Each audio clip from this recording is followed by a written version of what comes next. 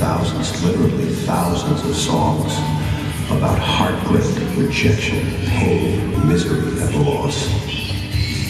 Did I listen to pop music because I was miserable? Or was I miserable because I listened to pop music? Stop me.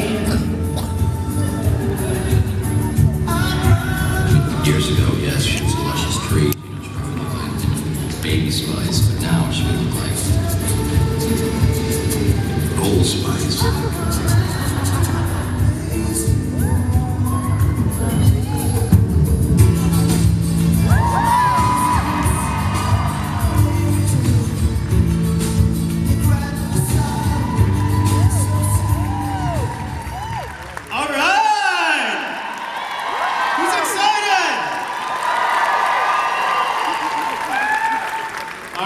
So, one more quick reminder, please no video, actually no photos as well, so please go ahead and just put your phones away.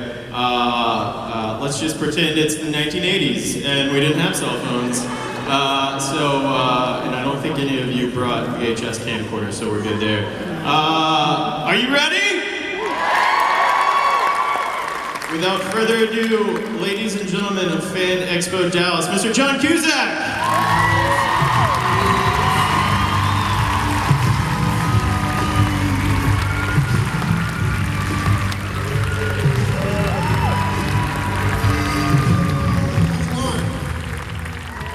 First question, you have to be so sick of that song now.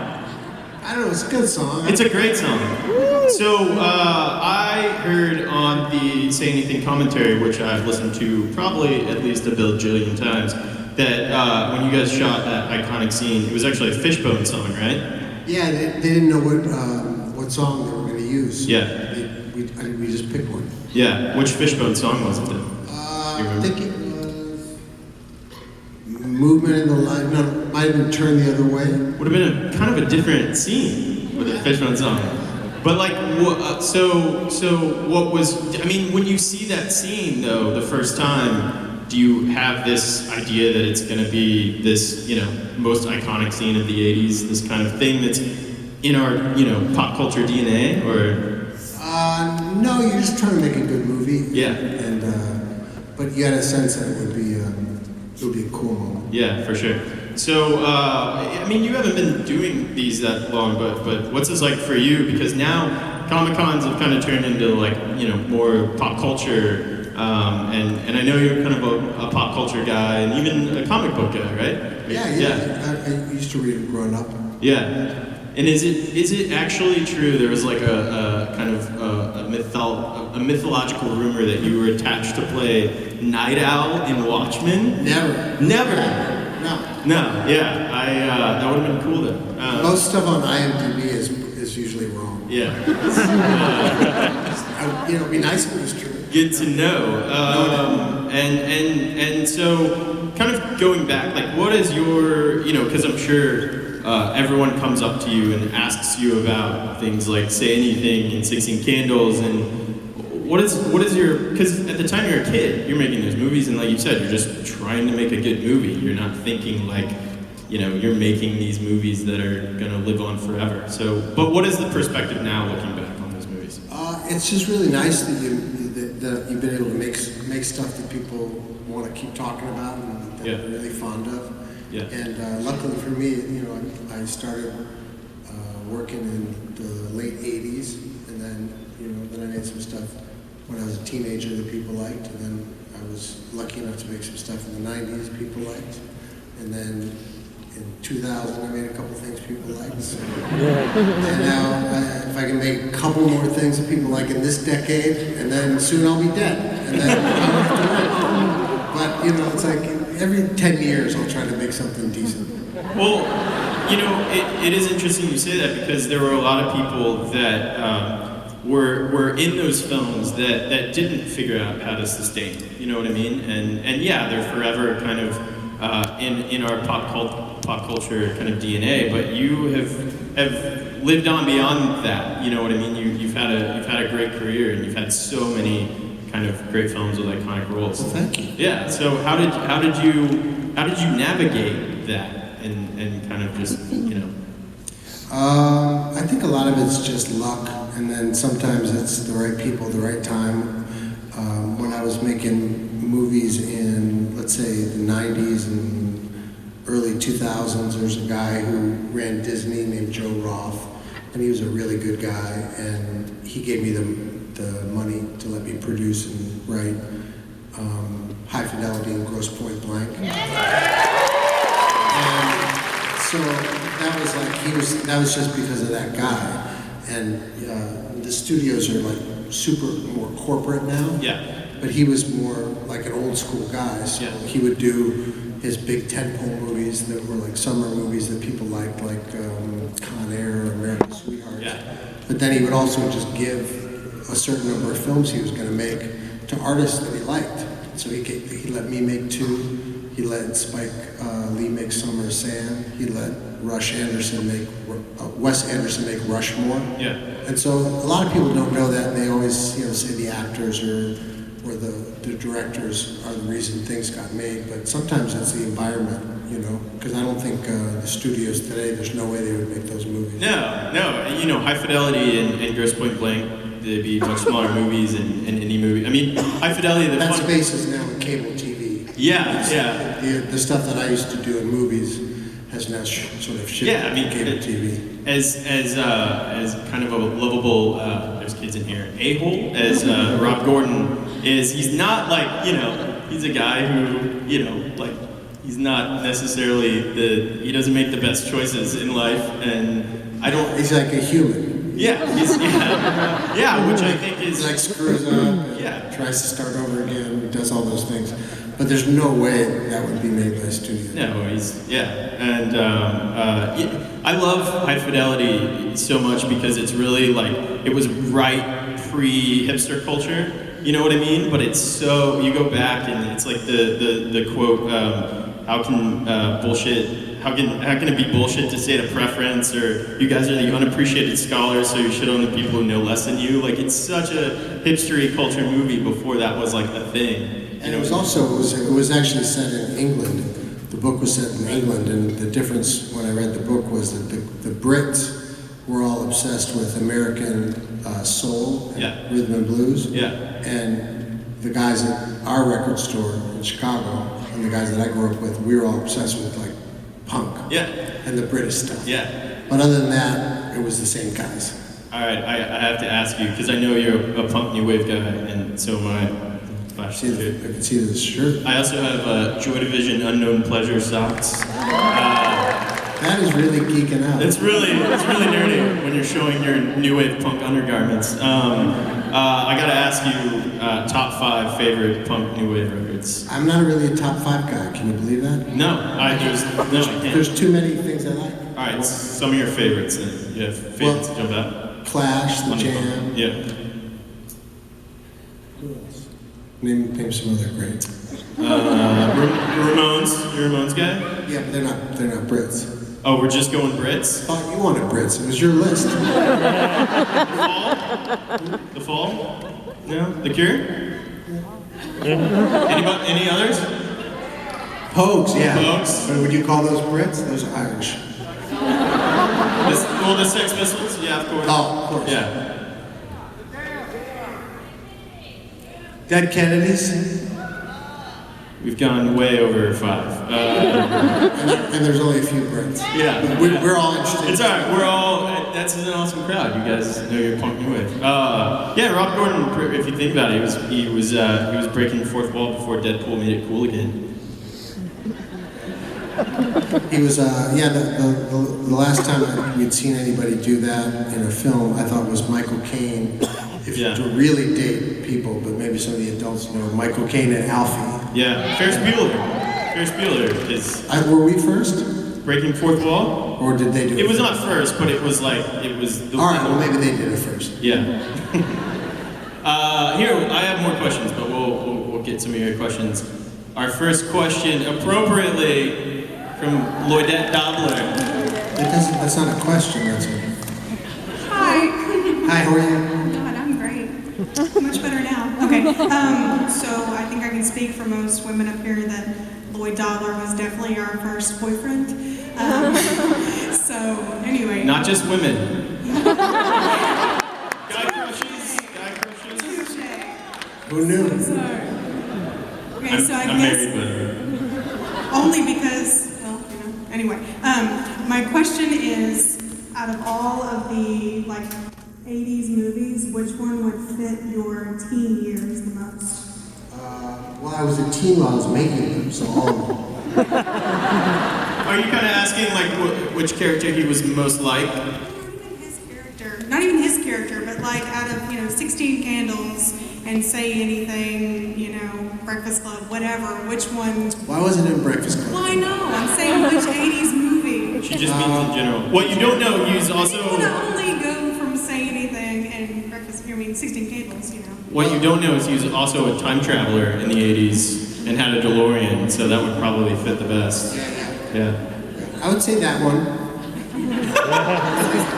The boombox one. The boombox one.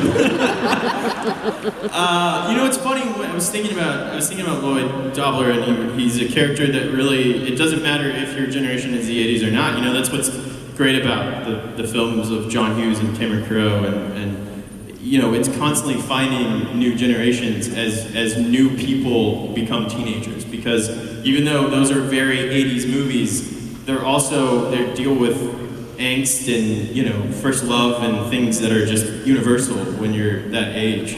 And I was thinking about Lloyd Dobler as a character, and he was really like the original cool nerd. You know what I mean? Like, it's cool to be a nerd now, whereas before you had archetypes like Revenge of the Nerds, where it was guys getting shoved in lockers. But it's funny to come to these things and see so many people that he was a hero for, because he made it cool to kind of be different. And also like he was the character was we were thinking of it like if you read Catcher in the Rye, or if you read any great book, it really doesn't matter what time frame life is about. If you take the character sort of seriously, and it should sort of stand up. So. They got labels about being teen movies, but they just happened to start making movies about teenagers. But we didn't really think about it. What's your? I hosted a thing with Molly Ringwald and asked her a similar question. What is your? Cameron Crowe and John Hughes, I think, had very similar sensibilities in that they were kind of accessing a place from their own kind of teen years. And what's your kind of memory of John just as a guy? Molly Ringwald told this great story where her favorite memory was showing up on set of the Breakfast Club, and they used to just make mixtapes for each other, which I thought was the coolest thing. You know what I mean? Yeah, when I made that, I was a sophomore in high school when I made that one, and so I was just so happy not to be going to study class. I couldn't believe I was making a film. Yeah. And they were making a film in Chicago, so it was very exotic and fun for me. And I only worked about a week on it, just did some scenes, but I remember him sort of lying under the camera, and he was smoking Carltons. Yeah. He was chain smoked Carltons. Yeah. No one cared about cigarettes. But a really good guy. He seemed like a really good guy. Yeah. And then your collaboration with Cameron, you guys, even on that commentary, you can tell that you guys really had, you just had a bond and a friendship. Yeah, that was a real special one, and that was one that was made because Jim Brooks was the producer. He was backing Cameron, so we didn't have that kind of studio interference with our notes. We didn't have that kind of dynamic there. Yeah. So that was really good. And then I said, well, if I'm going to do it, I want it to be like a version of my 19-year-old. Yeah. So Cameron was open to. He really wanted me to do it. So we just worked together and tried to make it unique. Yeah. Also, both those guys had amazing taste in music. Yeah. Hi, big fan. Hi. You've got such a wide range of movies that you've done. A couple of my favorites are Midnight in the Garden of Good and Evil. Love the movie. Kevin Spacey's awesome too. Just love that dynamic between the two of you, as well as serendipity. Do you believe in serendipity? Do you think that's something that's really present in life that we're on a path, and sometimes you just gotta find it. Yeah, I don't know if you end up with Kate Beckinsale. Yeah, I think there's stuff happens for a reason for sure. Let's hope it's. And then I also gotta ask, I'm about to go to Chicago. Where's a good place to get a beef sandwich? A beef sandwich? Al's? What Chicago after? Thanks for bringing up Chicago. So Chicago, you're a Chicago guy, and Chicago is one of those cities that obviously, John Hughes really featured and showcased, and it almost became a character in his movie. What do you think like a Chicago? What's like a Chicago state of mind? What makes that like a special place? I think Midwest vibe. It's sort of a lot like Texas, there's kids, right? There's kids in the audience, right? Doesn't matter. Like, they don't really talk trash. Yeah. They're very direct. I think the Midwest is that way too. The people are very look in the eye, not too impressed with status. Yeah. Salt of the earth. Yeah. The people from Chicago and the Midwest and Toronto, they seem to be pretty cool people. Nice. Hey, man. How's it going? Good, man. Thanks for asking. Hope the same for you. 1408 was a rocking movie. You rocked it in that one. Thank you. We got Cell coming out later this year. Totally different ends of the spectrum as far as story, and I'm guessing the way that you portray them. You know what I mean? Which did you prefer more, enjoy more? Well, I haven't seen the Cell because I haven't seen it, so I really can't vouch for its quality. But 1408 I was involved with, and that was very faithful to Stephen King's short story. A really good experience. Thanks. While we're on the kind of subject of naming off your movies, there's a movie that is one of my all-time favorite movies, and I'm not sure too many people here have seen it, but Tapeheads is one of my all-time favorite movies. Swanky Modes. Swanky Modes. That's another movie that it just couldn't get made. You know what I mean? It was such a video generation movie, and it was kind of one of the first movies about guys who were movie nerds before, Kevin Smith made Clerks, and, before that was kind of a thing. That was Michael Nesmith. Yeah. The former Monkey was the executive producer. He's a very cool guy. Peter McCarthy, who also made Repo Man. Yeah. And produced Sid and Nancy, so that was another cool thing. Yeah, that was like when they used to say you're gonna make indie movies, and indie movies meant weird renegade movies that had no connection to the studios. And now an indie movie is just the division of Sony, right? Where they spend a lot of money for the Oscars, right? Yeah. But I'm talking about indie movies where it's it had nothing to do with the studios. Yeah. Those were some fun days. Yeah, that was you and Tim Robbins. So it felt like you guys were making kind of an indie renegade movie. Yeah, it's like the indie label was sort of just co-opted by the studios. Yeah. Yeah, Yeah, it's I put it up there with. But like Tangerine, there's some movies that are out there that are really independent, or some of those films, that are being made just by people going out with an iPhone and making a film. Or, putting together $500,000 and making something. Yeah, if they made Tapeheads today, the two guys would be like Snapchat stars or something. You know what I mean? They were. It was really. It was perfect, kind of right when MTV came out. And, if you guys have not seen Tapeheads, you should definitely go watch it. Hi. Hi, I was wondering, how did you feel about playing Edgar Allan Poe in The Raven? I liked doing it a lot. It was great to research him and research his letters and if you're playing somebody that was alive and was that prolific, you can always go back to that source. So you could always get into his writing and really immerse yourself. So I felt, but it was a kind of a dark headspace to be in, but it was also kind of cool. But I don't know if I want to stay there. Thank you. Thanks. Are you getting weird feedback? Is that messing with you? Feedback here? From the mic, yeah. Oh no. Okay. Is it messing with you? No. Okay. As long as you're okay. If you could go back and play any of your characters again, which one would it be, and what would you do with that character? Like differently? Yeah, like differently, or how would you make them continue to evolve and grow? Are you asking which ones suck that I would make better? Or like, Come on, what are you asking? No. or like which character would you like to play again to see how he went on? Which one did you have the most fun with, or which would you go back and change a bit? I don't really know what I'd go back. I tend not to like look back so much, which is odd, but because I seem to talk about that stuff a lot in public. But yeah, I don't tend to like look back. But there's other films that got like cut the wrong way, you think, or weren't as good as they could have been. But it would be fun to do a reprieve of a character I've already done. But you also don't want to screw it up. Like the few. Thank you. Thanks. I want to see the Say Anything sequel where he went on to become a professional kickboxer. It's just a totally different movie where he's like fighting Jean-Claude Van Damme. I'd watch the shit out of that movie. Do that. Do you still kickbox? Yeah. Yeah.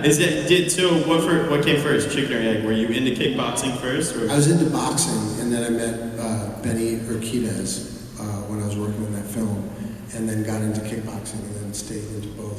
Doing both. It's such a great scene when have you heard of kickboxing? And no one has any idea at the dinner table what kickboxing is. Yeah. Yeah. It's like ridiculous. But then I went back with Benny and did this big thing with Jackie Chan called Dragon Blade. Dude, that movie is. If you guys, honestly, Dragon Blade is such a fun. I don't know what happened with the American version. I don't know, because it was a Chinese language movie with English as the second language, and the Chinese version was like a big, Marvel summer movie. Yeah. And then I think the American cut, I don't know what's going on with that. I don't know what they did to it. I didn't see it, but You can get your hands on the Chinese version, which is the version I saw, and it's so fun. There's some insane. really good, weird, Yeah. crazy fight scenes with Jackie. Yeah, it's awesome. Hi. Hi. Are there any roles that you didn't play but would have loved the chance to do so? Yeah, but I don't know what they are because no one told me about it. Yeah. Like someone kept asking me if I was supposed to be Walter White in Breaking Bad, and I was like, no. Why would I want? But I can't even think of anybody but Bryan Cranston. So why would I want anybody else to have his great role? Because he rocked it. Thanks. So I don't really. Speaking of AMC TV shows, there's something going around that you keep saying you want to be on The Walking Dead. Well, I love zombie movies. I love George Romero's zombie movies. Yeah. And I like a good one. And I like sci-fi and horror. But it's hard to get really good ones. But yeah, I like Walking Dead. Yeah, that's great. I would love. What would you want to be on Walking Dead? I can't even ask that question without laughing. I don't know. Just a zombie with a boombox over there. Yeah. That'd be great. I love that. Being an actor is my dream job, so do you have any words of wisdom? Don't do it! Do plays.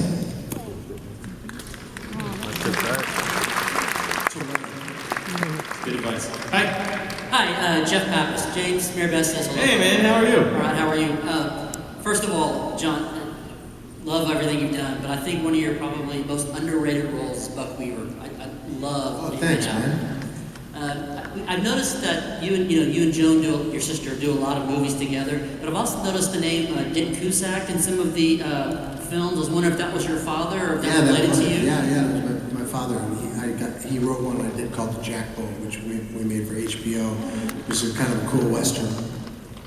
Two guys saw it. Have you other family friends or childhood friends you put in some of your movies?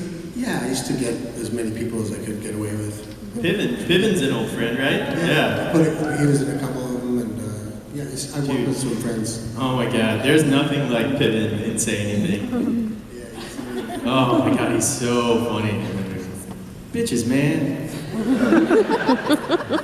Hi, I'm Meredith. Hi, Meredith. I was wondering, out of all the movies you've made in the past, which one did you enjoy making the most and why? Well, I think some of I would think Con Air was pretty fun because it was just a bunch of crazy actors. There was just too much testosterone, and we were in Las Vegas, and there wasn't really any adult supervision. And you could stay up all night. It was like, that was like a pretty wild one. But then some of the ones that I wrote and produced that I could, see through all the way and make sure they were good. I tend to look back on those more fondly. High Fidelity and Grosse Pointe seem like they were both pretty special labors of love to you. Yeah, and that was, well, we had a good guy at the studio. Yeah. Hey, John. Hey, man. I was gonna ask, if you weren't an actor, what would you be? Like, what are you interested in? I would probably I'd write, which I still sort of do, or if I could hit a curveball, I would have done that. But I can hit a fastball if I know it's coming. But when they start throwing breaking pitches and off speed, I can't handle it. You wouldn't want to be a professional kickboxer? No, I can box, but I don't know if it would be so smart to be a boxer. Yeah. Because, you get hit. Yeah, that's true. And it hurts. But I do it for fun. There you go. Thank you. Thanks. Hi, I was wondering which movie had your favorite soundtrack? Oh, that's a good question. I would say Grosse Pointe or High Fidelity. Because Grosse Pointe, from what I I also like pick those songs. So they wouldn't be my favorite. good. There was lots of good